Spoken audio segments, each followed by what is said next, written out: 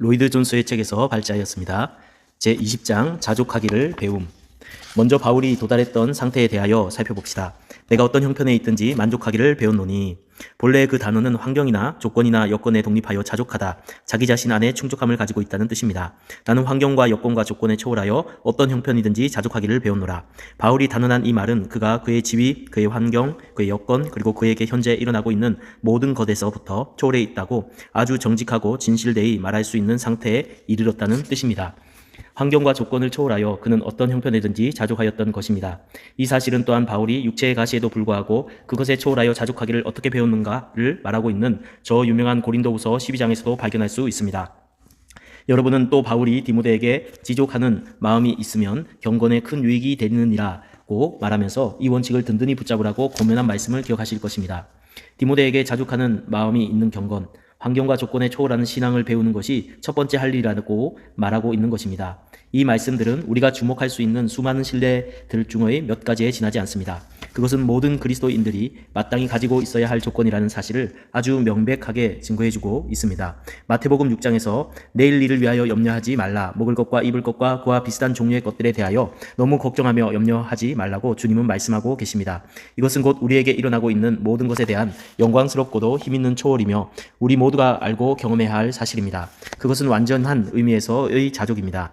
여기서 바울이 말하는 것은 그가 환경의 지배를 받거나 좌우되지 않는다는 말입니다. 여러분이 만일 정당하고 합법적인 수단을 써서 여러분의 환경을 개선할 수 있다면 그 모든 수단을 사용하여 그렇게 하십시오. 그러나 그렇게 할 수 없다면, 그리고 여러분이 공공한 위치에 그냥 머물러 있을 수밖에 없다면 그 환경에 지배받지 마십시오. 그 환경으로 하여금 여러분을 좌우하지 못하게 하십시오. 그것이 여러분의 행복이나 불행을 결정하도록 하지 마십시오. 나의 조건이나 환경이 어떠하든지 간에 나는 그것에 좌우되지 않는다. 나는 그 상황의 주인이다. 그 상황에 지배받는 자가 아니다. 나는 자유롭다. 나는 내가 행복하다고 해서 내게 지금 일어나고 있는 것들에 의존하지 않는다. 나의 생명과 나의 행복과 나의 기쁨과 나의 경험은 내 주위에서 되어가고 있는 것들과 심지어는 내 자신에게 일어나고 있는 것들에게까지도 독립되어 있다. 나의 삶은 내게 일어나고 있는 것들에 의하여 지배받거나 결정되지 않는다. 나는 그것들을 밟고 일어설 수 있는 자세와 상태 속에 있다. 이러한 것들은 나의 삶과 경험에 있어서 결정적인 요인들이 아니다고 바울은 말합니다. 마음의 상처를 받는 것, 욕을 듣는 것, 사랑하는 사람이 그런 일을 당하는 것을 보는 것, 육체적인 공분과 고통을 당하는 것, 즉 비천에 처할 줄을 아는 것, 배고픔과 궁핍을 당하는 법을 아는 것, 이러한 것들은 참으로 얼마나 어려운 일인지 모릅니다. 삶에 있어서 최대의 과제 가운데 하나는 원망의 감정 없이, 불평이나 심령의 쓰라림이 없이 그런 것들에 어느 것 또는 그 전부를 참아내는 법을 발견하며 또한 걱정과 근심을 하지 않는 법을 발견하는 일입니다. 바울은 우리에게 자기는 그러한 것들을 할 수 있는 법을 배웠노라고 말해주고 있습니다. 그는 가지가지의 시련과 환란을 경험했었지만 그것들에게 영향을 받지 않았던 것입니다.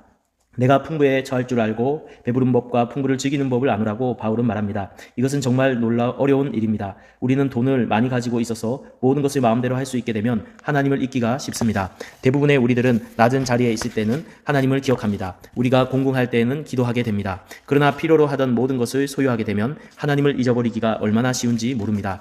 어느 쪽이 더 어려운지 결정하는 것을 나는 여러분에게 맡깁니다. 바울이 말하고 있는 것은 이들의 어느 위치에 있어서도 자기는 완전히 자유롭다는 것입니다. 가난이 그를 좌절시키지 못합니다. 부요함이 그를 하나님에게서 멀리하게 하지 못하며 다른 데 관심을 두게 하지 못합니다. 그는 어느 쪽에 대하여 초연해 있으며 이런 의미에서 자족하며 그의 삶은 그런 것들에 의하여 지배받지 않으며 그런 것들에서는 완전히 독립된 사람이라고 스스로 고백하고 있습니다. 그러나 그는 거기에서 만족하지 않습니다. 그는 좀 더 나아가 모든 일에 라고 덧붙이고 있습니다. 바울은 그의 말을 이와 같이 일부러 나누어서 완벽하게 표현하고 있습니다. 그는 자기가 모든 것 하나하나에 있어서 그와 같이 할 수 있다는 데에 대하여 어떠한 제한도 있을 수 없다고 말하고 싶었던 것입니다. 그래서 그는 이렇게 덧붙여 말합니다. 나는 나에게 무슨 일이 일어나든지 그 모든 일에 있어서 철저히 그런 태도를 취하여 그것들에 의존하지 않으며 나의 생명과 행복과 기쁨은 그것들에 의하여 결정되거나 좌우되지 않고 나는 자족하다.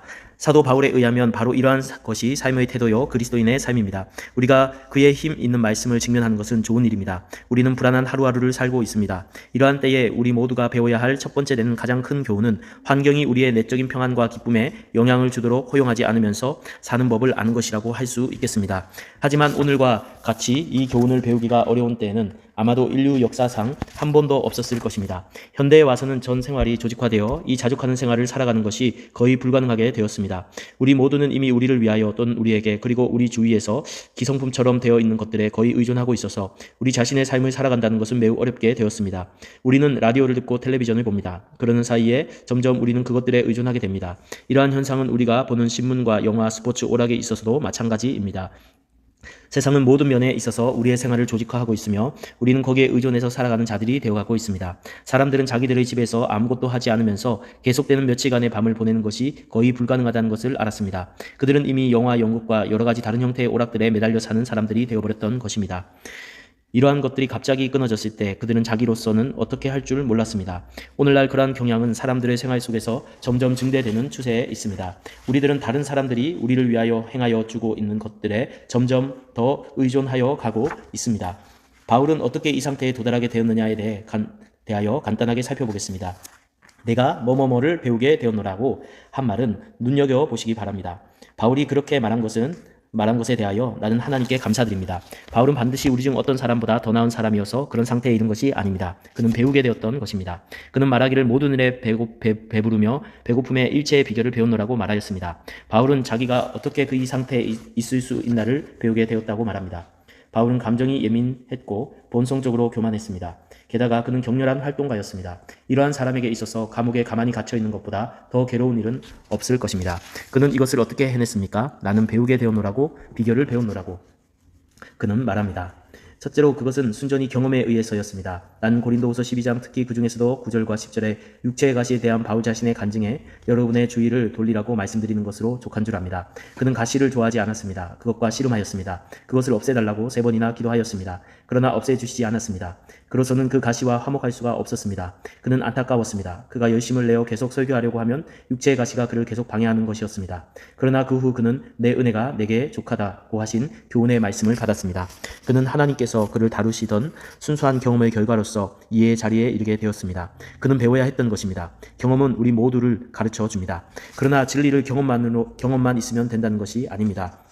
바울은 이 위대한 진리를 일대 논증적 노력을 통하여 배우게 되었던 것입니다. 여기서 여러분 자신이 해볼 수 있는 논증의 단계를 몇 가지 제시해 드리도록 하겠습니다. 나는 바울의 논리가 바로 우리와 같은 성격의 것이었다고 생각합니다. 그가 스스로에게 말한 것은 다음과 같습니다. 첫째, 환경은 항상 변하고 있다. 그러므로 나는 분명히 환경에 의존하여서는 안 된다. 둘째, 가장 문제가 되고 본질적으로 중요한 것은 내 영혼과 나와 하나님과의 관계이다. 이것이야말로 첫째로 중요한 문제이다. 셋째, 하나님께서는 아버지로서 나에게 관심을 가지고 계신다. 하나님과 떨어져서 독립하여 일어나는 일이란 하나도 없다. 내 머리털 하나라도 다 세신 바 되었다. 나는 이 사실을 결코 잊어서는 안 된다. 넷째, 하나님의 뜻과 하나님의 방법은 커다란 신비이다. 그러나 그가 무엇을 뜻하는지 또는 무엇을 허락하시든지 그것은 반드시 나의 유익을 위한 것임을 나는 안다. 다섯째, 삶에 있어서 모든 상황은 하나님의 사랑과 선하심을 나타내주고 계시는 증거이다. 그러므로 나의 할 일은 하나님의 선하심과 인자하심의 이 특이한 표현을 찾아보는 것이며 놀라움과 축복을 준비하는 것이다. 여섯째, 나는 그러므로 환경이나 조건을 그 자체로 보아서는 안 되며 내 영혼을 완전하게 하시며 나를 궁극적인 완전의 상태로 인도하시는 하나님의 내게 대하시는 작업의 일부로 간주해야 한다. 일곱째, 현재 이 순간의 나의 조건이 어떠하든지 간에 그것은 단지 일시적이요 잠정적이며 그것이 내게서 궁극적으로 그리스도와 함께 나를 기다리는 영광과 기쁨을 결코 빼앗을 수 없다.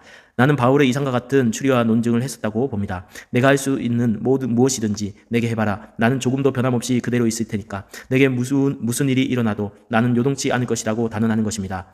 분명하게 드러나는 대원칙은 그가 그리스도 안에서 그리고 항상 그리스도 안에서 그의 즐거움과 만족을 발견하기를 배웠다는 사실입니다.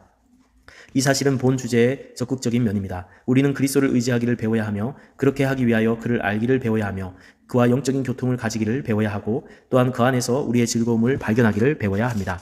여러분은 여전히 행복합니까? 여러분은 여러분의 귀머거리나 장님이 된다고 할지라도 그의 셈이 여전히 열려 있을 만큼 그를 잘 아십니까? 여러분은 그에게 이야기할 수 있고 들을 수 있고 항상 그를 즐길 수 있을 정도로 그를 잘 아십니까? 여러분이 그와 관계에 늘 의존하여 살았기 때문에 다른 어떤 일도 실제로 문제되지 않는다면 잘못된 것입니다. 바로 이것이 바울의 상태였습니다. 그의 그리스도와의 친밀한 관계는 너무 깊고 컸기 때문에 그는 다른 모든 것에 초연하게 되었던 것입니다.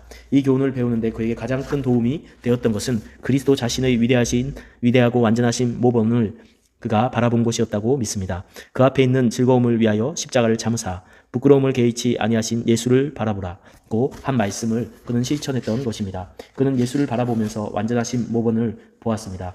그리스도인인 여러분은 이렇게 말할 수 있습니까? 이런 상태를 아십니까? 우리에게 이것이 첫째가 되게 합시다. 이것이 우리의 야망이 되게 합시다. 온갖 힘을 다 기울이고 온갖 노력을 다 바쳐서 이 복된 상태에 들어가도록 합시다. 생활이 우리에게 이것을 강제할런지도 모르겠습니다. 그러나 환경이 그렇게 하지 않는다 할지라도 땅과 함께 지상의 모든 보이는 것들이 사라지고 이 마지막 순간에 우리들이 혼자 남아 사망과 영혼을 직면하게 될 때가 조만간 오고야 말 것입니다. 인생에 있어서 가장 위대한 일은 바로 그날 그리스도 자신과 함께, 그러나 내가 혼자 있는 것이 아니라 아버지께서 나와 함께 계시느니라고 말할 수 있는 것입니다. 하나님께서 당신의 무한하신 은혜로서 우리 모두로 하여금 그 위대한 생명적인 교훈을 배울 수 있게 하시기를 원합니다. 21장 궁극적 치료. 바울은 모든 형편에 자족하는 법, 즉 환경과 여건과 처연하는 법을 배워야 했습니다.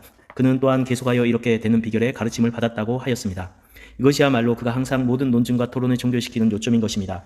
모든 것은 언제나 그리스도 안에서 그리고 그리스도와 함께 끝납니다. 그리스도가 최종 기점이십니다. 그리스도야말로 바울의 전생애와 그의 생활관의 설명이십니다. 그는 지금 그리스도께서 모든 환경과 모든 경우와 모든 가능성에 있어서 전적으로 충족하신 분이라고 말해주고 있는 것입니다.